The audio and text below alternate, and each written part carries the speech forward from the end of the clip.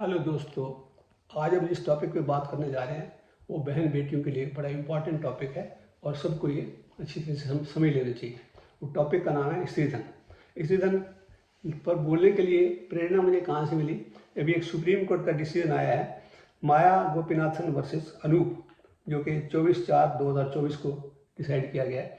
उस केस में supreme court ने बड़े एम्फेटिकली ये कहा है कि स्त्री धन पर औरत का एब्सोल्यूट राइट है और उसमें कोई किसी तरह का इंटरफेरेंस नहीं कर सकता।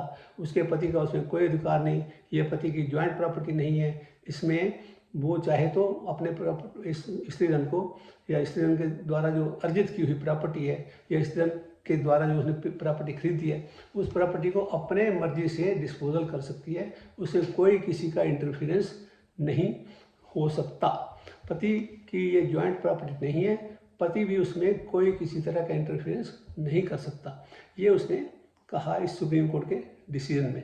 अब वो स्त्रीधन है क्या जिसके ऊपर इतना हल्ला मचा हुआ है?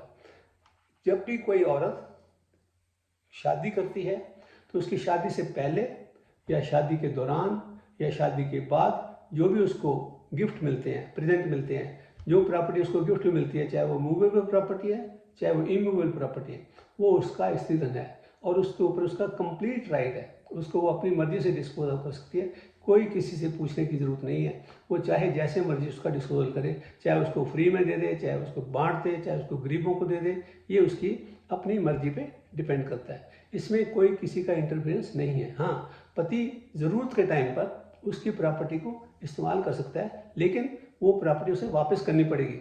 ये नहीं कि वो लेके अब बैठ ही जाए, उसकी प्रॉपर्टी को इस्तेमाल करके उसे वापस करनी पड़ेगी और उसके ऊपर पत्नी का पहला क्लेम है। जब भी वो मांगेगी, अब अव्वल तो बिना मांगे वापस कर देनी चाहिए, नहीं तो मांगने पर तो वापस करनी ही करनी चाहिए।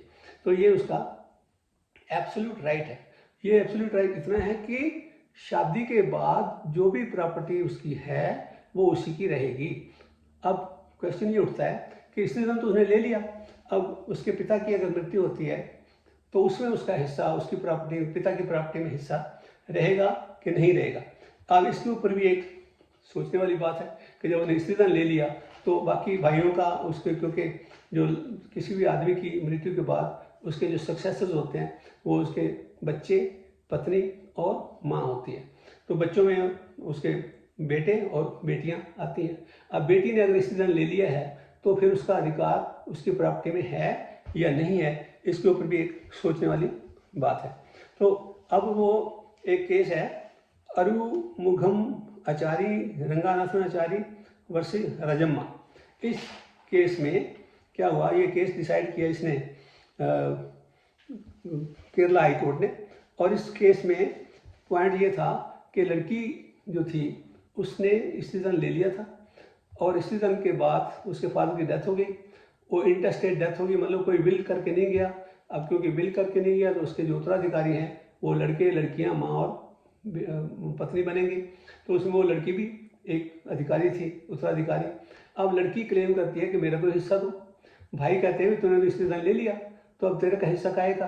तो उसमें वो कोर्ट में जाता है केस, और कोर्ट में हाई कोर्ट ने ये कहा कि जो स्त्रीधन है वो लेने के बाद भी उसका अधिकार उतने का उतना ही बना रहता है। अगर बाप चाहता तो उसको विल के द्वारा अपनी प्रॉपर्टी से महरूम कर सकता था, क्योंकि उसने स्त्रीधन ले लिया है। अब क्योंकि उसने स्त्रीधन नहीं, क्योंकि बाप ने ऐसी कोई विल नहीं की, तो और स्त्रीधन लेने के बावजूद उसका उतना ही हिस्सा है जितना उसका पहले होता अगर उसने स्त्रीधन ना लिया होता तो इसमें अब क्वेश्चन ये है कि स्त्रीधन की इंपॉर्टेंस ये है कि अगर उसने स्त्रीधन ले भी लिया है तो भी प्रॉपर्टी में से महरूम नहीं की जा सकती अपने माँ बाप की प्रॉपर्टी से, है ना, स्त्रीधन की वजह से, क्योंकि ये उसको गिफ्ट मिले हैं पापा की तरफ से और बाकियों की तरफ से। अब क्वेश्चन दूसरा ये उठा कि अगर मैरिज डिसॉल्व हो जाती है, पति पत्नी में खटपट की वजह से मैरिज डिसॉल्व हो जाती है, और मैरिज डिसॉल्व होने पर उसका जो स्त्रीधन है उसका क्या होगा, वो उसको मिलेगा या वो ससुराल वाले रख लेंगे या वो पति का उसमें हिस्सा रहेगा या वो पति की ज्वाइंट प्रॉपर्टी मानी जाएगी। उसके ऊपर क्वेश्चन उठा कि नया कि उसका केस का कैसे होगा। ये केस आया है उसमें क्या नाम था इसका, गणेश प्रसाद हेगड़े वर्सेस सुरेखा शेट्टी। और ये केस 6 जून 2022 को डिसाइड हुआ। और इस केस में क्या था कि मियाँ बीवी में आपस में खटपट चल रही थी। ये कर्नाटक हाई कोर्ट का केस है। मियाँ बीवी में खटपट चल रही थी और खटपट चलने के बाद उन्होंने अपन से म्यूचुअल एग्रीमेंट से डिवोर्स कर दिया। एग्रीमेंट, डिवोर्स में एग्रीमेंट होता है ना, तो उन्हें एग्री करके डिवोर्स कर लिया। और उस डिवोर्स के कंडीशन में ये लगाया कि उसको जो टोटल मेंटेनेंस मिलना था उस या टोटल सारा खर्चा वर्चा जो बाद में औरतें क्लेम करती हैं उस खर्चे के उसमें उसको 4 लाख रुपया दे दिया जाएगा। और उसको 4 लाख रुपया दे के मैरिज डिसॉल्व हो गई। अब उससे पहले उसके पिता ने उसको 2 चेक दिए थे, एक 5 लाख का, एक 4 लाख का। इस तरह से टोटल 9 लाख उसका स्त्रीधन था जो कि ससुराल वालों को मिला हुआ था, ससुराल वालों के पास था। तो लड़की ने कहा कि मेरा वो स्त्रीधन तो दो, कि वो जो मेरे 9 लाख रुपये मेरे को मिले थे मेरे स्त्रीधन के रूप में वो तो मेरे वापस करो, मैरिज तो खत्म हो गई। तो पति ने कहा कि भाई वो तो 4 लाख में फैसला हो गया, अब सारा जब 4 लाख में हो गया फैसला तो अब 9 लाख का आएगा। तो पति ने कहा वो तो टोटल जो मैंने मेंटेनेंस क्लेम करनी थी वो टोटल मेंटेनेंस मिल गई मेरे को 4 लाख रुपया, लेकिन मेरा 9 लाख तो रह गया, मेरा स्त्रीधन तो रह गया। तो ये केस, फिर उसने केस फाइल किया और केस पहुँचते पहुँचते हाई कोर्ट तक पहुँचा और हाई कोर्ट ने फैसला दिया कि नहीं, ये 9 लाख तो देना पड़ेगा। इस 9 लाख में तो ये फैसला आया 6 जून 2022 को कर्नाटक हाई कोर्ट ने। इन्हें कहा ये 9 लाख तो देना पड़ेगा भाई, ये 9 लाख तो उसका स्त्रीधन है। तो इस मेरा कहने का मतलब ये स्त्रीधन के ऊपर इतना कोर्ट्स ने कहा कि ये उसकी एब्सोल्युटली सेपरेट प्रॉपर्टी है, इसके ऊपर कोई किसी तरह का अधिकार नहीं, इसको किसी तरह से भी छेड़ा नहीं जा सकता, इसको किसी तरह से कम नहीं किया जा सकता। मैरिज डिसॉल्व किया तो मैरिज डिसोल्यूशन के टाइम पर अगर उसमें एग्रीमेंट ये भी लिख देते कि ये स्त्रीधन भी इसमें आ गया तो बात अलग थी और वो लड़की अगर एग्री करती तो। अब क्योंकि इसमें स्त्रीधन का कोई जिक्र ही नहीं है तो इसको स्त्रीधन तो देना पड़ेगा। अब एक इसी तरह का और केस है कि वो दिल्ली हाई कोर्ट का केस है, उसका नाम है अक्षय धिंगड़ा वर्सेस स्टेट। ये 30/12 को डिसाइड हुआ, 30/12/2022 को। 30/12/2022 को डिसाइड हुआ। इस केस में क्या था कि औरत और मर्द में झगड़ा चल रहा था, वो भी इसी के ऊपर, स्त्रीधन के ऊपर।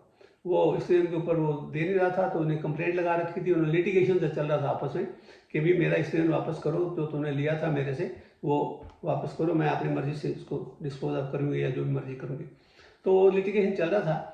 तो उसके दौरान वो क्या किया, इकट्ठे रह रहे थे, रेंटेड हाउस था, उस रेंटेड हाउस में वो मैट्रिमोनियल होम बन गया किस्म का। लड़की उसमें शादी करके आई थी तो वहीं रह रही थी।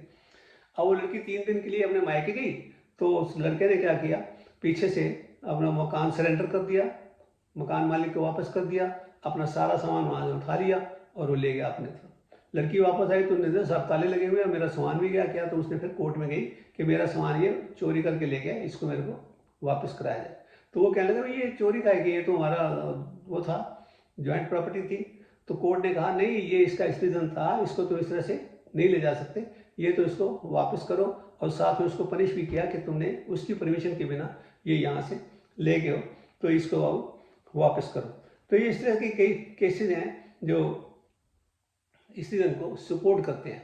तो आज का टॉपिक जो मैंने बताया था वो यही है कि स्त्रीधन औरत का अपना एब्सोल्यूट प्रॉपर्टी है, वो जिसको जैसे मर्जी डिस्पोज करे, उसके ऊपर किसी तरह का कोई उसको नहीं लिया जा सकता।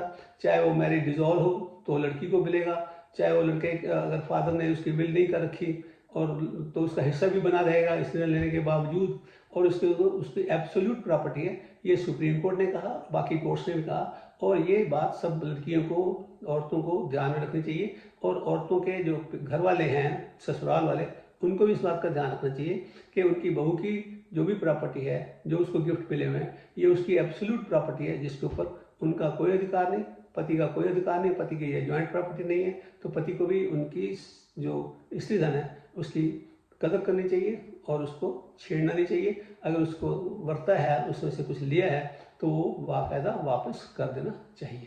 तो आज के लिए टॉपिक इतना ही था। अगर ये टॉपिक पसंद आया हो तो आप इसको लाइक भी करना, और अगर सब्सक्राइब पहले नहीं कर रखा तो सब्सक्राइब भी करना। हाँ, अगर पसंद ना आया हो तो डिसलाइक करना या फिर इसको इग्नोर कर देना। Thank you very much.